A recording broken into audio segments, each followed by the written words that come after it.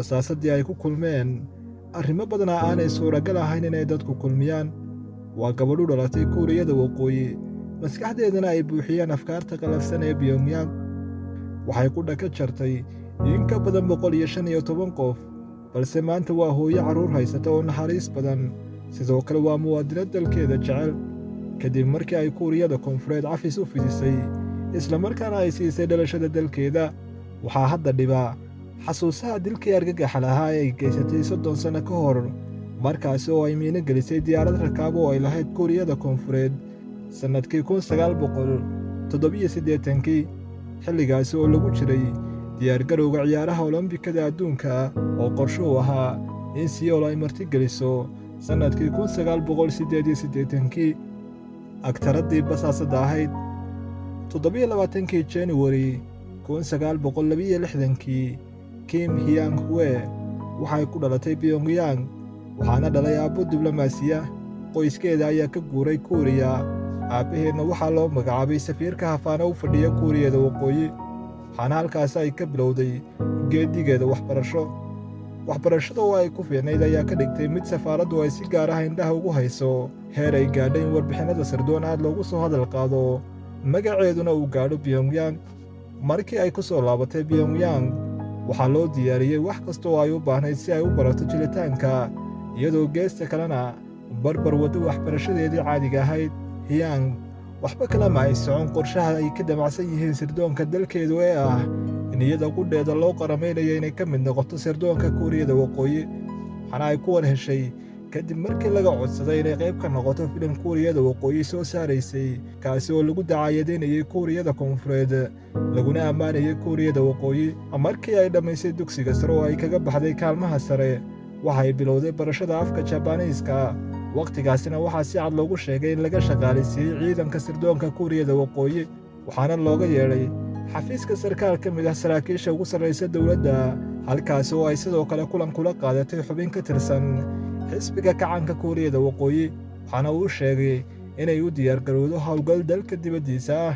waxaa loo diyaariyey baasaboor iyo magac been abuur ah, kaasi oo ahaa Mayoma Hashiya, oo ay kaga howlgeli doonto dalka dibaddiisa. waxay markiiba si dhaqsa ah u baratay luuqadda Jabaaniiska oo ay hore wax ka mid ah ugu soo baratay gudaha dalkeeda, halkaasi oo uu ku baray mid ka mid ah maxaabiis reer Jabaan ah oo Kuuriyada Waqooyi u xidhnaa. kadib waxay u safartay Yurub. safarkan ayaana ka mid ahaa waxyaabaha muhiimka u ah howlgalka ay diyaargarowgiisa ku jirtay, waxaana ay si joogta ah u samayn jirtay tababarka loo yaqaano Taekwondo. sannadku markuu ahaa 1987, Hyang waxaa soo gaadhay fulinta amarka howlgal uga yimid taliskeedii Pyongyang, kaasi oo ku soo gaadhay hab qoraal ah, waxaana uu amarku daaranaa inay fuliso qaraxa diyaarad rakaab oo ay lahayd Kuuriyada Koonfureed, kaasi oo duulimaad nambarkeedu ahaa KAI 858 si khalkhal amni loo geliyo Seoul. Hyang-hwe waxay qaadatay fulinta amarkii ka soo gaadhay Pyongyang, waxaana waraaqda amarka lagu siinayey Hyang qalinkeeda lahaa oo ay ahayd mid si toosa uga timi hoggaamiyihii Kuuriyada Waqooyi ee xilligaasi, Kim Jong-il.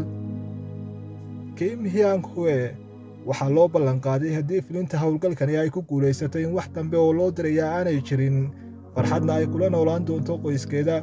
basaasaddan ayaa u safartay Yurub, iyadoo uu heliyo nin basaasa oo howlgalka la fulinayey, waxaana iska dhigeen dalxiisayaal reer Jabaan ah.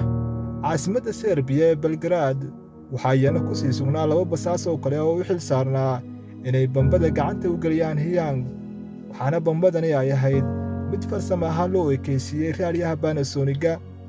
kadib markii lagu wareejiyey bambadii howlgalka lagu filin lahaa, Hyang waxay u safartay Baghdad si ay uga raacdo diyaaraddii bartilmaameedku ahaa, waxaana ay ku guulaysatay inay diyaaradda kaga hadho Dubai iyada oo kaga dhex tagtay rikoodhkii bambada ahaa. ha yeeshee kolkii ay diyaaraddani ka kacday madaarka Dubai kuna aadanayd badda Andaman, ayay hawada ku qaraxday, waxaana diyaaraddani saarnaa 115 qof oo 10 ka mid ay ahaayeen shaqaale reer Seoul ah, kuwaasi oo fasax ku booqanayay qoysaskooda, dhammaantoodna waa ay geeriyoodeen. howlgalka kadib, Hyang waxay si dhaqso leh isugu dayday sidii ay Pyongyang ugu noqon lahayd, laakiin waxaa lagu qabtay madaarka Bahrayn kadib markii ay ka shakiyeen booliiska dalkaasi. wakhtigaasi waxay isku dayeen iyada iyo saaxiibkeed inay qudhooda jaraan iyagoo isticmaalaya kiniinada inta badan basaasiintu isticmaalaan haddii la qabto si ay qudhooda ugu gooyaan. balse Yang Hue uma suurtagelin waxaase kiniinkan liqay qudhiisana halkaasi ku jaray ninkii howlgalkan la fulinayey. intaa wixii ka dambeeyey Kim Yang Hue waxay ku soo baraarugtay iyadoo ku xidhan sariirta cisbitaalka.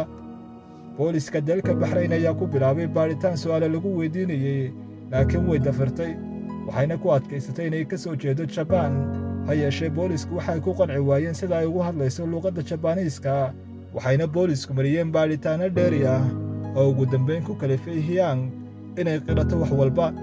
kadib waxay ka dejiyeen Seoul iyadoo amnigeeda aad loo sugayo.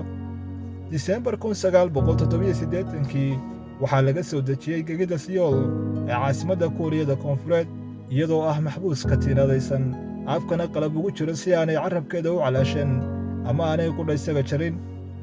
waxaana ay filaysay in dil lagu fulin doono wakhti aan fogeyn, waxaanay nafteeda ku madadaalinaysay heesaha kacaanka. way ka gows adeegtay inay wax warbixino bixiso, laakiin waxay mar qura go'aankeedii beddeshay kadib markii saraakiil ka tirsan Kuuriyada Koonfureed ku soo wareejiyeen caasimadda Seoul si ay u aragto nolol ka gedisan tii Pyongyang. waxayna garowsatay inay waddo qaldan haysay loona isticmaalay sidii xaabadab lagu shiday. wakhtigaasi wixii ka dambeeyeyna waxay ka warrantay wax kasta qaabka ay u dhaceen, waxayna warbixin dhammaystiran ka horjeedisay golaha amniga qaranka Kuuriyada Koonfureed.